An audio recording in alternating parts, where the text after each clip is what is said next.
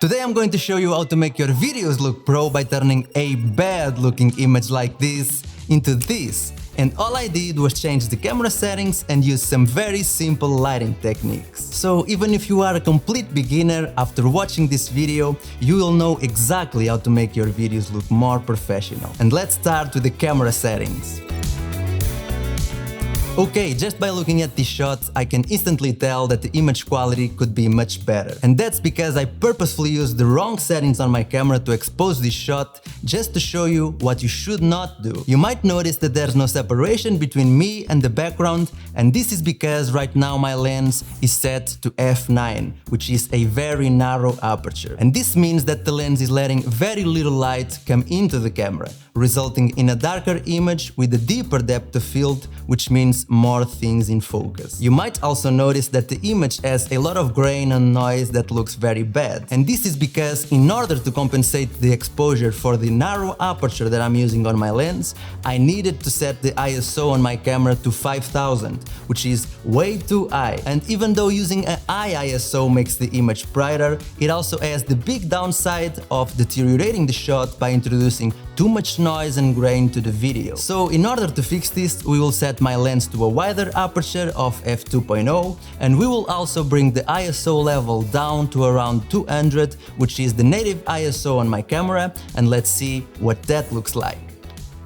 Alright, as you can see, changing to a wider aperture not only made the image brighter, but also helped to separate me from the background. Because now we have a shallower depth of field image where the background is a little bit more blurred out. Also, the image has a lot less grain and noise now, because we lowered the ISO on my camera, resulting in a much higher quality image. For this video, we are shooting in 24 frames per second with the shutter speed set at 1/50th of a second on my camera, because this will give us the correct amount of motion blur and as a result a much more natural and cinematic look. And the last important setting is the camera white balance, which right now we have set to 5600 Kelvin, because the main light that we're gonna use later in this video also has a color temperature of 5600 Kelvin. And when choosing the white balance, a good place to start is to set the white balance on your camera to the same color temperature of your main light. So now that we fixed the camera settings, it's time to start shaping the light of this scene to make it look awesome. And let's start by adding the main source of light that will light the subject, which is called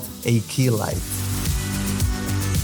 Okay, just by adding the key light, this scene is already looking a lot better, because now we have proper lighting on my face. It's important that you use a key light that's dimmable, because this way you will be able to nail the exposure on your subject. For this setup, we are using a Godox SL60W as a key light with a big parabolic softbox from Newer with multiple layers of diffusion to diffuse the light, and we are also using a C-stand to mount this lighting setup. So when watching this setup from behind, this is what it looks like. We have the main camera over there, we have the key light over here, which is placed at around 25 to 45 degree angle to the left side of my face, which is a great place to start because, as you can see, it illuminates one side of my face while the other side stays a little bit in the shadows. And this is great because it creates a very interesting and dramatic look that adds much more dimension to the subject's face. But you can move and play around with your key light in order to find a look that you enjoy. It's important that you use a big softbox, preferably with multiple layers of diffusion, because by doing so you will get an image with softer shadows. And this will help to diffuse the light on the face of your subject, which also means that you will be able to reduce from your subject's face some of the imperfections that human skin typically has. To have more control and prevent the key light from spreading out to other areas of your scene, having a honeycomb grid modifier on your softbox also comes in handy, because it narrows the beam angle of your softbox, allowing you to direct the light to your subject. The next step will be to turn off the room lights on the ceiling, because ceiling lights often look very bad on videos. And we also want to have more control over this scene by starting to add more lights. Okay, now that we only have the key light on, this is a great place to start shaping the light. And to instantly make this look better, we will add some practical lights in the background of this scene. Practicals are lights that actually appear within the frame of your shot, and they are a great and inexpensive way to make any video look more interesting and professional. So let's start by turning on the practical lights we have in this room. Here we have some undershelf lighting, a floor lamp in the corner of the room, another floor lamp next to the desk, two pendant lamps on top of the countertop of the kitchen, and a lightning bolt neon sign on top of the desk. So as you can see, just by turning on the practical lights we have in this room, this video looks so much better. But to make it even more interesting, let's add some color to the background. Alright, we have a plant over there that you can't really see right now because it's too dark in this part of the image. But we want to bring back those green tones from that plant into this shot, so let's add some accent lighting that will help with that. As you can see, we have this simple cheap table lamp.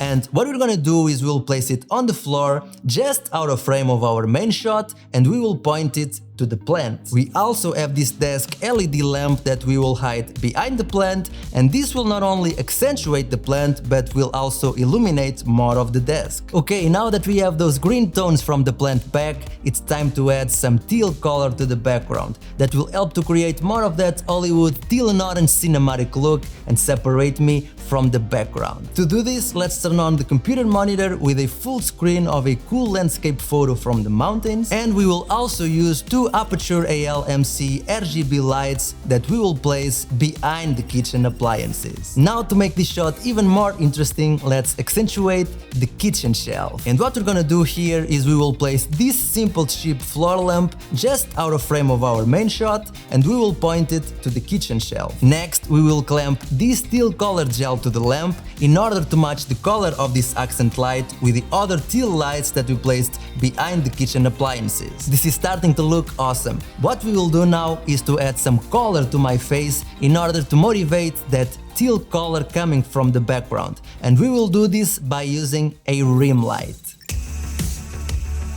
So a rim light is used to help separate the subject from the background, because it creates a bit of a rim by illuminating the edges of your subject's head and shoulders. For this shot, we are using one Aperture AL F7 LED light.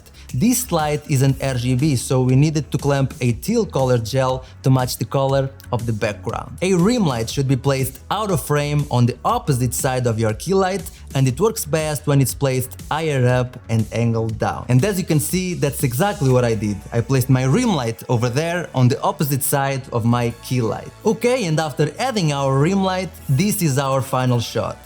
This is the image we started out with, and this is our final shot. And I really hope you could take away something valuable from this video. If you did, make sure to smash the like button, subscribe to the channel, and press that little bell for notifications. Also, let me know in the comments below what you think of these tips or any questions you may have. I would love to hear your thoughts. And now that you know how to make a nice looking and professional scene for your videos, it's time for you to start thinking about making your first short film. That's why you should click on this video right over here, where I talk about how I made the short film from start to finish, and I'll see you over there. Bye bye.